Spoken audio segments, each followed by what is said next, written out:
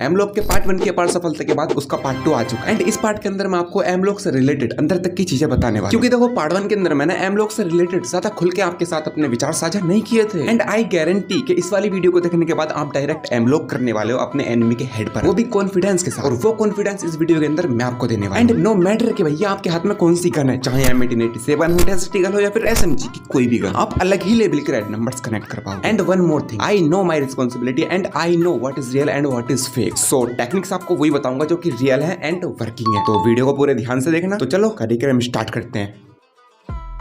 तो देखो अपने इस वीडियो के दो मेन पिलर्स हैं, मतलब दो चीजें हैं जिनके बारे में हम इस वीडियो के अंदर बात करेंगे। सबसे पहला क्या होता है एमलॉक एंड दूसरा कैसे होता है एमलॉक एनिमी के हेड पर। अब आई नो कि इन दोनों में से सबसे ज्यादा इंपॉर्टेंट दूसरा वाला है और मैं आपको बता दूं कि इस पूरी वीडियो के अंदर हम बात भी दूसरे वाले के बारे में ही करने वाले हैं कि कैसे होता है एमलॉक। लेकिन उसके बारे में बात करने से पहले इस छोटी सी चीज को निपटा लेते हैं। तो क्या है एमलॉक? देखो मैं आपको आसान शब्दों में समझाता हूँ गाइस। एमलॉक जस्ट एक तरीका है ओनली रेड नंबर्स मारने। देखो जब आप ड्रैग करते हो तो आपका एम कहीं नहीं रुकता है बीच में, ठीक है, सीधा हेड पे जाकर चिपकता है जिससे कि आपके ओनली रेड नंबर्स लगते हैं, ठीक है। तो ये थे कुछ शब्द एमलॉक की तारीफ में। अब बात करते हैं इस वीडियो के सबसे मेन पार्ट की कि कैसे किया जाता है एमलॉक अपने एनिमी के हेड पर जिससे कि ओनली रेड नंबर्स लगे। तो देखो अब वीडियो का सबसे मेन पार्ट स्टार्ट है, पूरे ध्यान से देखना, ठीक है। तो भाई देखो यहाँ पर मैं आपको 3 सीक्रेट वर्किंग टेक्निक्स बताने वाला हूँ जिनकी मदद से आप बड़ी ही आसानी से अपने एनिमी के हेड पर अपने एम को लॉक कर पाओगे एंड उसको रेड नंबर्स चिपका पाओगे, ठीक है। तो देखो इन तीनों टेक्निक्स में से सबसे पहली टेक्निक है द जॉयस्टिक। गाइस जॉयस्टिक कितनी ज्यादा ओपी चीज है ये आप में से भाई मैक्सिमम बंदों को पता ही नहीं है, ठीक है। देखो इसकी मदद से ना आप किसी भी एनिमी पर बड़ी ही आसानी से मतलब अपने एम को लॉक कर सकते हो और इसी जॉयस्टिक की मदद से आप मतलब उस सिचुएशन में भी हेडशॉट चिपका सकते हो अपने एनिमी को, भाई जिस सिचुएशन में नामुमकिन ही होता है हेडशॉट मारना, ठीक है। लेकिन हेडशॉट चिपका तभी पाओगे जबकि आपको जॉयस्टिक का सही टाइम पर सही तरीके से इस्तेमाल करना आता होगा। तो टेंशन न लो, मैं आपको अब बताने वाला हूँ, ठीक है। जो चीजें किसी ने नहीं बताई ना वो अब खुलने वाली है सारी चीजें, ठीक है। तो भाई देखो जॉयस्टिक का यूज करके अपने एनिमी के हेड पर अपने एम को लॉक करने के लिए भाई सिचुएशन बहुत ज्यादा मैटर करती है। अगर आप सिचुएशन के हिसाब से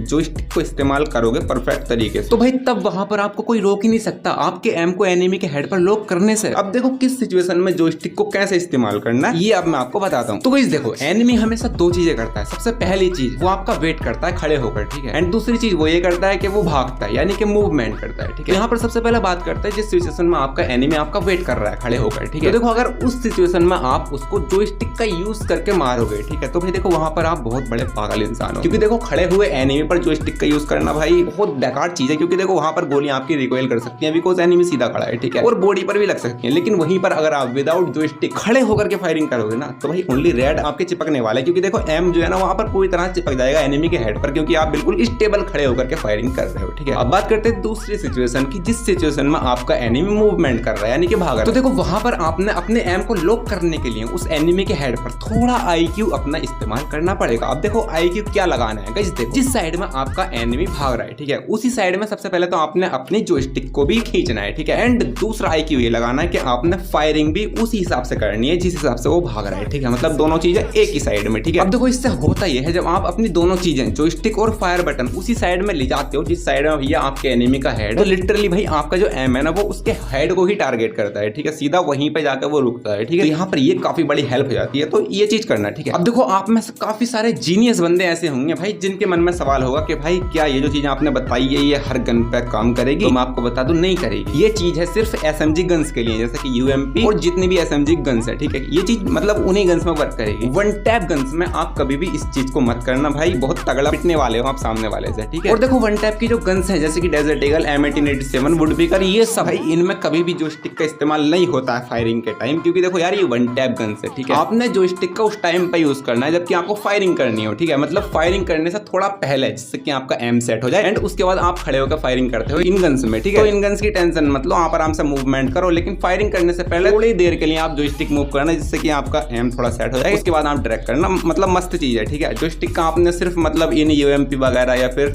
जो ड्रैग वाली गन्स होती हैं उनमें इस्तेमाल करना होता है जॉयस्टिक का, ठीक है। ऐसे इस्तेमाल करना वो मैंने आपको बता दिया है, ठीक है। यहाँ पर ये थी अपनी सबसे पहली टेक्निक। अब हम बात करते हैं अपनी दूसरी टेक्निक। अब देखो ये जो अपनी दूसरी वाली टेक्निक है ये इस पूरी वीडियो की भाई सबसे लेजेंडरी टेक्निक है और सबसे इंपॉर्टेंट चीज के इस टेक्निक को डार्क ने भी मतलब अपने वीडियो में कवर किया है, ठीक है। तो ये काफी ओपी टेक्निक है। तो देखो इस दूसरी ट्रिक का कोई नाम नहीं है, ठीक है। मैं सीधा ट्रेनिंग में चलता हूँ एंड आपको समझाता हूँ। गाइस देखो किसी भी एनिमी पर एम लॉक करने के लिए दो चीजें सबसे ज्यादा हेल्प करती हैं और ये दो चीजें ना सबसे ज्यादा इंपॉर्टेंट है। सबसे पहले एम की पोजीशन एंड दूसरा ड्रैग की स्पीड। देखो गाइस आपका एनिमी आपके जितने पास में है, ठीक है भाई, वहां पर गलती मत करना, गलती से भी गलती मत करना, अपने एम को ना उस पर कनेक्ट मत करना या फिर उसके बिल्कुल पास में मत रखना, ठीक है। जितना एनिमी आपके पास है अपने एम को उतना ही दूर रखना, मतलब उससे थोड़ा दूर रखना, नीचे रखना है फिर साइड में रखना एंड आपने ड्रैग की स्पीड को फास्ट रखना है, ठीक है, जितना एनिमी आपके पास हो, ठीक है। एंड आपसे एनिमी जितना दूर होता जाए, ठीक है, आप उतना ही अपने एम को उसके पास करते जाना एंड ड्रैग स्पीड को उतना ही स्लो करते जाना, ठीक है। मिड रेंज में है तो थोड़ा पास में रखना है अपने एम को एंड ड्रैग भी थोड़ा स्लो करना, और अगर लॉन्ग रेंज में है तो भाई एम को और ज्यादा पास में रखना एंड ड्रैग स्पीड को बिल्कुल लो कर देना, ठीक है। और बिल्कुल शॉर्ट रेंज में तो आपको पता ही है एम थोड़ा दूर रखना एंड ड्रैग स्पीड भाई करना आगे रखनी है और कुछ इस लेवल की रेड नंबर्स आपके चिपकेंगे, क्योंकि देखो यार एम जो है ना डायरेक्ट चिपकता है भाई शॉर्ट रेंज में। अगर आप सही तरीके से ड्रैग करते हो बढ़िया स्पीड में और आपका एम बिल्कुल फ्री होता है, बिल्कुल वाइड, तो यहाँ पर ये चीज आप जानते हो, ठीक है। तो यहाँ पर ये थी दूसरी टेक्निक। अब हम बात करते हैं तीसरी टेक्निक की। अब भाई लोग देखो ये जो तीसरी टेक्निक है ना भाई, ये 50% आपकी प्रॉब्लम को सोल्व कर देती है, ठीक है। देखो 50% तो आप अपनी टेक्निक्स यूज करोगे, ठीक है, अपने एम को लॉक करने के लिए एनिमी के हेड पर, एंड 50% भाई ये चीजें खुद कवर कर लेंगी, ठीक है। तो गाइस देखो सबसे पहली चीज है डीबी कैरेक्टर। भाई ये लेजेंड है भाई, मैं तो ऑलवेज मतलब लगा के खेलता हूँ इसको। भाई एक्यूरेसी एक नंबर कर देता है यार ये लौंडा, तो इसको लगा के रखना, ठीक है। मतलब इसकी एबिलिटी भाई लगा के ही रखना, चाहे कोई से भी कैरेक्टर से आप खेल रहे हो, ठीक है। दूसरी चीज है कि भाई सेंसिटिविटी को फुल कर देना, ठीक है। मतलब ये जो जनरल वाली है ना, इसे तो कभी 99 करने के बारे में भी ना सोचना, ठीक है। तो फुल ही रखना है इसको, रेड डॉट को ही फुल रखना। और तीसरी चीज है कि भाई फायर बटन के साइज को थोड़ा छोटा रखना है, ठीक है। मतलब 50 के आसपास रखना, 47 या फिर 52 या फिर 51, ठीक है, इतना रखना। एंड फायर बटन को थोड़ा नीचे रखना, ठीक है, उसकी पोजीशन थोड़ी नीचे बना कर रखना ताकि भाई आपको जगह भी मिल जाए ड्रैग करने के लिए। तो फायर बटन को नीचे रखना, काफी अच्छा ड्रैग स्पेस मिलेगा, ड्रैग भी जो है परफेक्ट होगा, ठीक है।